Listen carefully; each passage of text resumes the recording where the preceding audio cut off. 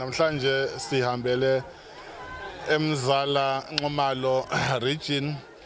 njengobuholi beANC kwaZulu Natal njengelunga lePTT yakwaZulu Natal ephethwe ucoordinator no-convener ubaba uMike Mabuyakhulu nobaba uJeff Hadebe basithuma ukuthi sizokwenza umsebenzi wesizwe sakithi la eMzala Nxumalo ingakho silayi wa23 la khona esihambele khona imizi ehlukahlukene senzo door to door sixoxa nabantu bakithi sibagqugquzela ukuthi baphume ngobuningi babo bayovota base bazisho futhi izikhalazo zabo kodwa sisukubonga kakhulu abantu bakithi ukuthi basenalo ithemba ukuthi uKhongolose bazovotela futhi bayazi ukuthi wona ozokwazi ukuthi ubasize inkingeni ababhekene nazo ngoba yikho enye inhlangano enkulu nekwazi ukusiza abantu ngaphandle kaKhongolose. Ingakho ke namhlanje sila sambele ngisho nama crash sabona ukuthi fanele kusizwe yiphi ingakho ke njengokholo sizokhuluma noMEC waka education ukuthi ahambe ayosiza kuma crash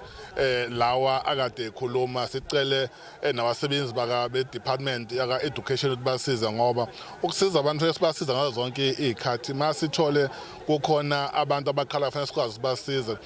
ziningi izinto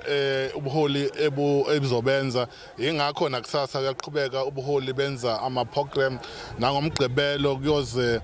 kuphele unyaka na after my elections ziningi zizobe sizenza ngoba asizile la kuphela kunama by election kodwa sizela ngoba sizosiza abantu bakithi sizokwazi ukuthi impilo iqhubeke phambili njalo sisebenza endawonye noza kwethu ingakho uma umphakathi la kade ukhala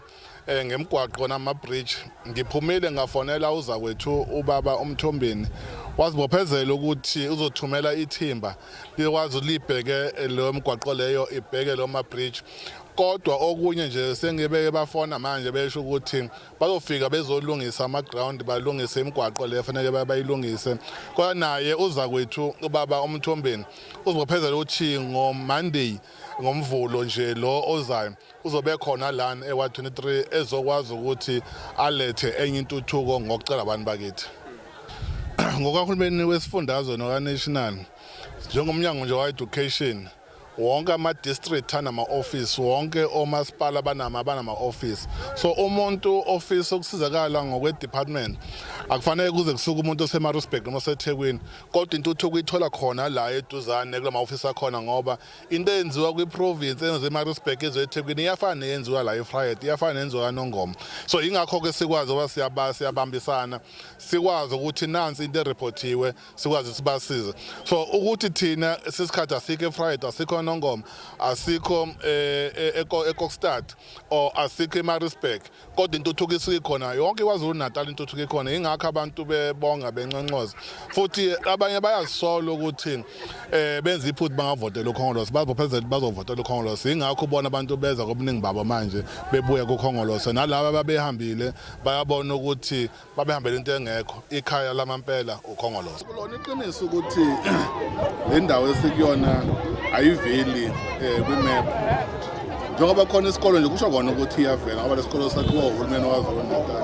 ukuganga nje kwabantu bakamasipala abahluleka ukuhambisa intuthuko kubantu bakithi kunokuthi bamise intuthuko bese bethi abaveli uma bengaveli bawugesi ufake kanjani la uma bengaveli amanzi bangaletha kanjani la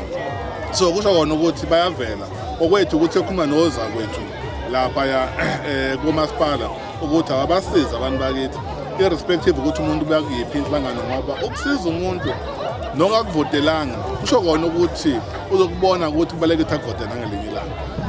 awakho ukugcina mhlonishwa sibonga kakhulu abalaleli emakhaya sibonge kuyo yonke iZululand sibonge eFriday sibonga noNgoma sibonga nje wonke kwaZulu Natal ukuthi abantu bakithi bahlezi benathi naso hlezi sinabo